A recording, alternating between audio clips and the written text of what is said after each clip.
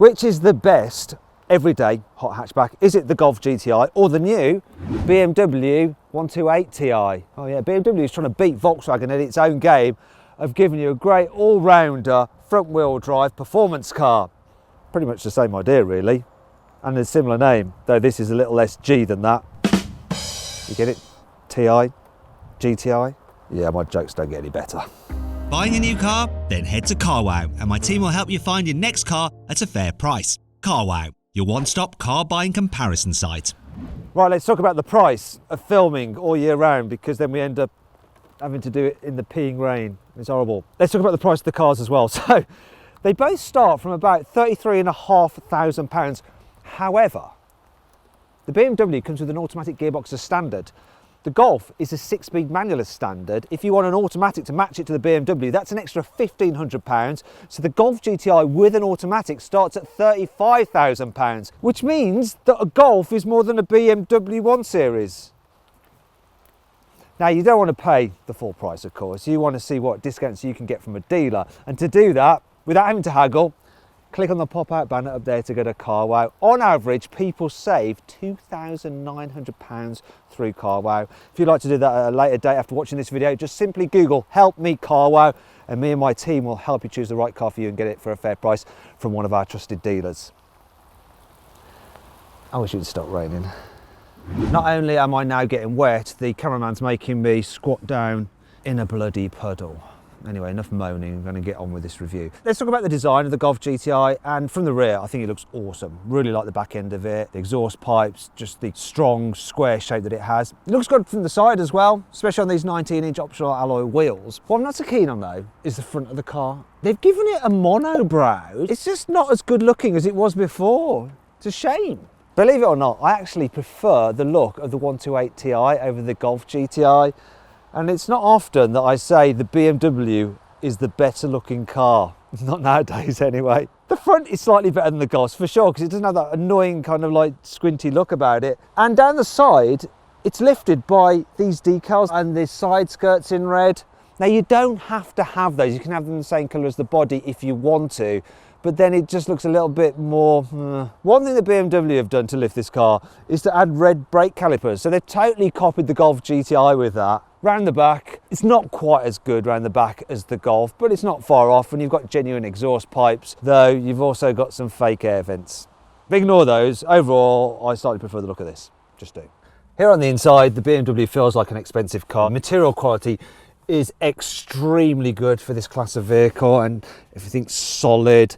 I also really like the seats in this car. So they're sporty seats. They're not dead body hugging, but they are comfortable. And I like the way you've got this fabric insert, and it all just feels well made, and it brightens up the cabin by having these different coloured little stripes and stitching. Now you don't have to have the stitching in red, there's also an option of having it in blue or grey. And I like the fact you've got this TI badge there. It just helps lift everything, makes you think, yes, I am in the hot hatch. In fact, there's more stitching here and stitching there and stitching there. Lots of red sportiness going on. There's even red surrounds to the floor mats, as well as some nice M kick plates. It feels expensive, feels sporty, it's nice in it, and as with other BMWs, you really feel like you're in a sporty cockpit. Oh, and there's a sports steering wheel, and look at this. Little touches like this, look. The M logo stripes there, matches the M badge on the wheel. There is something that annoys me about this car though, and it's the fact that even though you're paying over £30,000 for it, you get this small infotainment screen, so not the full massive widescreen one that you can get on this car. It's a £1,000 option. When you pay to get that, you then upgrade the dials, so you don't have these horrible kind of weird fake digital dials, which are actually analog with just a small screen in between, and it's a bit low def. It's a bit annoying, that is, really, that you don't get the all singing all dancing infotainment system. Do you know what I'm going to do? I am actually going to build my ideal BMW 128 Ti with the kit that I think you should get, and in the colour I think you should get it, using the CarWow configurator, and I'm going to get offers back from our CarWow dealers to see how much I can save on it. Right, now if you want to see that car and the offers, I'll put a link to them just in the pop-out banner there. If you click that, you can check it out. Also, I'll put a link in the description below. Here on the inside of the Golf GTI, the good news is that you get digital dials as standard, and they're clear and easy to read, and you can change between different views and menus using these buttons on the steering wheel. Now, the buttons are hard to use because they're touch sensitive, yet they vibrate, and you can press them like a normal button as well. So it just messes with your head and you end up going through different menus that you didn't mean to. You also get the larger size of screen as standard, though you don't get the very top of the range satellite navigation system with all the online functionality and stuff, but you don't really need it. Thankfully, you do just have the bigger screen. What's not so good though is the fact that they've done away with a lot of buttons. So you have to control a lot of things through the screen. You can control certain things using this slider here, like the volume control and the temperature for the climate control, but it's all just a bit of a faff, and when it's dark at night time, you can't actually see that strip there because it's not illuminated. Also, there's the quality. So I always remember the Golf GTI being by far and away the poshest car on the inside in its class, but not anymore. This just does not feel as expensive inside as the BMW 128 Ti. The seats, for instance, look at this, the leather on these seats, it's just a bit baggy. I don't think it's as bad when you have the tartan seat inserts, which I prefer, but here with the leather, no. Just doesn't feel that expensive really, not anymore. And being a Golf GTI, they do lift the cabin with some red stitch in here. There's also some red stitching just on the floor mats, but it's very, very discreet. It doesn't stand out in the same way that the red piping does on the BMW's floor mats. You've got a GTI steering wheel and you've got red effect on the dials and on the infotainment system, but really they haven't added as many accents or little touches that BMW have for their car. So it just doesn't feel quite as special inside. Now, as I did with the BMW, I'm going to configure my ideal Golf GTI and select the bits of extra equipment that I would have with it. And if you want to see what that car is and the offers I've got back from carwow dealers, click on the pop-out banner up there to go check it out. Here in the back of the GTI, it's just as roomy as a normal Golf, so it's fairly practical. Though you do get the GTI elements such as the sportier seats, the red stitching on the mats. The only thing is though, these front sport seats really do block your view out the front because the headrest is integrated into the main body of the seat, and so it's really wide. Tell you what else is annoying, the fact that this is quite an expensive car, yet in the back it does actually feel rather cheap. In the back of the BMW, you don't feel like you're in the cheap seats in the same way that you do in the Golf GTI, because the quality extends all the way back here, which is nice. And there's more flamboyance as well. Look at that LED lighting there. Once again, you've got the big piping on the floor mats. You have the nice stripes on the seats. You've got the seat belt pattern replicated here in the rear. And in terms of space, it's not quite as roomy as the Golf, but it's still fine. Look, yeah, it's all okay. And because these seats are quite low down and they're not so big and wide as the ones in the Golf, you get a decent view out, which could be key to your backseat passengers not being violently car sick all over your shoulder. Should one of your passengers inadvertently soil your cabin, you could always make them ride the rest of the journey in the boot, because it's a fairly decent size, 380 litres. In fact, you can squeeze 6 airplane-sized carry-on luggage cases in the boot of this car. There's some extra storage underneath here as well. The only problem is that you can't actually raise or lower the floor. However, when you fold down the rear seats, they do lie completely flat, which does aid when loading heavier items into this car. So it's fairly practical, like a hot hatch should be. Thing is though, the Volkswagen goes one better than the BMW. Quite literally. Its boot capacity is 381 litres. You can just imagine VW's engineers going, right, we need to find an extra litre to make it bigger than the BMW, come on, where? And they somehow just managed it, or they just added a 1 to the number, I don't know. Anyway, when you come to loading this boot, you can fit 6 suitcases in, just like in the BMW, but they fit slightly more easily. Part of the reason is the boot opening seems to be a bit wider. You also have underfloor storage like the BMW, but look, you can alter the height of the load floor, which is just more useful. But if you want to have a flat load bay when you fold down the rear seats, you will need it in the top position. When you fold the seats down, you get pretty much flat floor. Do you know what, overall I think it's slightly easier to ram this Golf full of stuff because of its squarer body.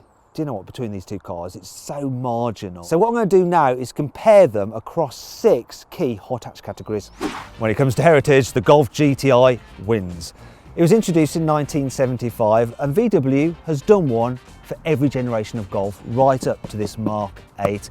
BMW has been a bit lacklustre with the TI. It's actually been around since 1963, but it's been on various cars and it's for certain sporting models. But the last one they ever did it on was 20 years ago. It was an E46.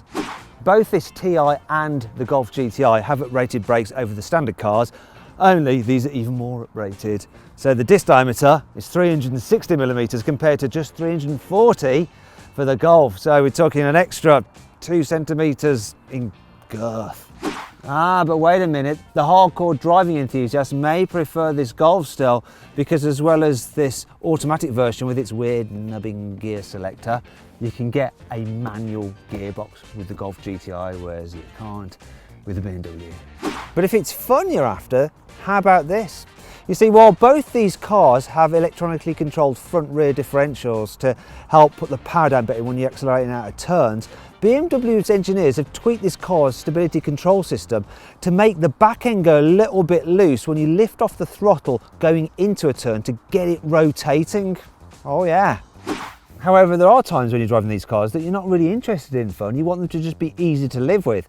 And the Golf is available with adaptive dampers as standard, and check this out, right, look. You've got all these different settings to choose from. 1, 2, 3, 4, 5, 6, 7, 8, 9, 10, 11, 12, 13, 14, 15 different stages of stiffness. Finally, we come to sound. You see, the Volkswagen has a soft limiter, so you can't rev it when you're stationary.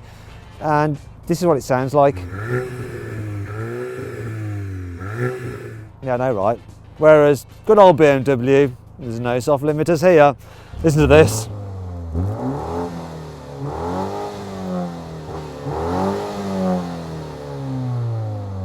It's not amazing, but at least you can rev it all the way up. While all that stuff is all well and good, what really matters with a hot hatch is its performance. So which one has the edge? Let's talk about engines. So this BMW 128 Ti has a 2-litre turbocharged petrol with 265 horsepower and 400 newton meters of torque. Drives the front wheels only via an 8-speed automatic gearbox, and that has launch control. So I've set it up in sports mode, stability control into the sport setting, and the gearbox is in sport as well. Got my specialist timing gear here. I'm going to launch it. So I'll do 0 to 60 miles an hour in. Let's go. Oh, I hate the way it does that. It skips and bounces and sends shockwaves to the cabin. Woohoo though! Can't complain at that. 0 to 60 in 5.81 seconds. That is awesome. 5.81 seconds, despite the fact it was struggling for grip. Whoa! Now I've jumped into the Golf GTI. Like the BMW, it's also got a 2-litre turbocharged petrol engine, though this one puts out 245 horsepower and 370 newton meters of torque. It drives the front wheels only via a 7-speed dual clutch automatic gearbox with launch control. It's got the car in its sportiest settings. I'm going to launch it, see what it does 0 to 60 by using my specialist timing gear. Oh, what's going on? Oh, right. Like with the BMW, you have to have the stability control in a sporty setting for it to launch. But unlike with the BMW, where you can just press a button to do that, I have to go into the blooming screen and press some buttons and swipe into brake setting, then put the stability control into sports mode. What a faff. But now I am ready to go. Come on, let's see what you got. That's it, launch is on now. Oh, that did a decent job of managing its power, not skipping too much like the BMW did, but what have we got? 0 to 60? That's decent, you know. 6.08 seconds. Not quite as quick as the BMW, but not bad either. Not bad at all. Ooh, quite impressed by that. Still, it's a win for the BMW. Okay, seeing as we've got our specialist timing gear up there, let's do a brake test. Stopping from 70 miles an hour, full emergency stop. What's it gonna do? Oh, ooh, not too bad. It stopped from 70 miles an hour in just 48 meters. Pretty impressive. Right, now I'm going to do a brake test from 70 miles an hour in the Golf and see how long it takes to stop. Will it stop in a shorter distance than the BMW? Right, here we go. Gonna brake now. Oh, Oof, I'm gonna get a headache doing that. It stopped from 70 miles an hour in 47 metres, so 1 metre better than the BMW. Bravo. Now there's something you didn't see. I actually did a previous run at this and I had to bail out of the brake test. Reason being is I'd just got into the car, my feet were a bit damp, and because there's so much metal on this brake pedal, my foot, as I pressed it really hard to stamp on the brake, just skidded across the brake pedal and off it. I don't know whether that's a particular problem for this car, but be careful if you're getting into a car after it's been raining. Rub your feet on the mats first so that they're dry, so that if you need to do an emergency stop, you don't suddenly slide off the brake pedal like I did. It's a bit worrying. Right, let's see what this 128 is like to drive. Got it in its sporty settings. It feels pretty planted when you're going quickly, and the steering is sharp and responsive. It does seem like it wants to play a little bit. If you lift off the throttle mid-corner, it will start to rotate round on you. Another thing that's good is that while it is an automatic only, if you put it into manual mode, it will let you just bounce off the limiter. So you do have to get involved and make sure you do the changes yourself. And the changes are pretty decent. Oh, it's got some grip. You know, this track is a bit damp, and I wonder whether you really need the four-wheel drive system of the M135i. In some ways, it just feels a little bit more substantial to the VW Golf. I don't know why. It just feels more solid, a little bit more planted. It feels more expensive. It also feels a bit more keyed into the road, and the diff does a great job when you are accelerating out of a bend. You can really feel it start to pull you out the turn and tighten its line as you put the throttle down. I like that. It just adds to the driver engagement. It just feels more adjustable, more playful. Just what you'd expect from a BMW compared to a Volkswagen. I like it a lot. This is better to drive, no two ways about it. This is more fun to drive than the Volkswagen Golf GTI. Sorry Volkswagen, it just is. Now I'm actually going to just back off a bit, put it into drive, into comfort mode, slackens off the steering, and the throttle response doesn't do anything to the suspension because it hasn't got adaptive dampers. But to be fair, even when you're going slowly and just mooching about, while the suspension is on the firmish side, which is what you want for a sporty car, it's not uncomfortable over bumps. It actually does a good job.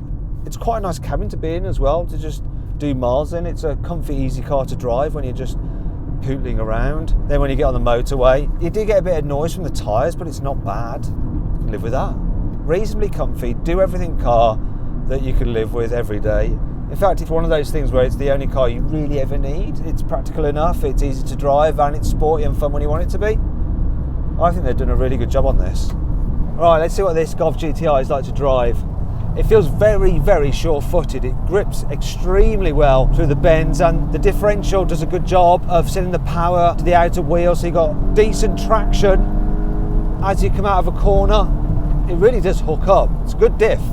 Now the car doesn't feel quite as adjustable on the throttle as the BMW, and I don't think the steering feels quite as keyed in to the road. So ultimately it doesn't quite have that extra level of fun that you get with the 128 Ti. There is another thing about this car. So I'm in manual mode and I'm in sports mode. So I should be allowed to fluff a gear change, but he won't let me. Watch this. So I'm in third. I'm not going to change up. I'm not going to change up. I'm not going to. He'll do it for me. So it's almost like, what is the point of being in manual if it's not fully manual? It's just like being in sports mode, really. Let me make the decisions, all right? However, what matters with this car is its all-round usability, and I think that when you're going at speed on the motorway, there is a little less noise from the tyres than you get in the BMW. Another thing is that this car is available with adaptive dampers, which you can't get on the BMW. So with them fitted, which this car has, when I put the car into comfort mode, it relaxes the suspension, and then it's remarkably soft over bumps for a sporty car. In fact, you wouldn't know that you're in the hot hatch version of the Golf. It just rides over bumps so well, better than the BMW does. Now, if you have the standard springs, then it's pretty much the same as the BMW, but with the adaptive dampers, which is something, if I was buying this car, I would definitely get. It is just a little bit more compliant and easier to live with. However, for a hot hatch, would I rather have the slight improvement in comfort this gives you over the BMW over the slight improvement in fun the BMW gives you over this? Well, do you know what? That ultimately is revealed in my final verdict.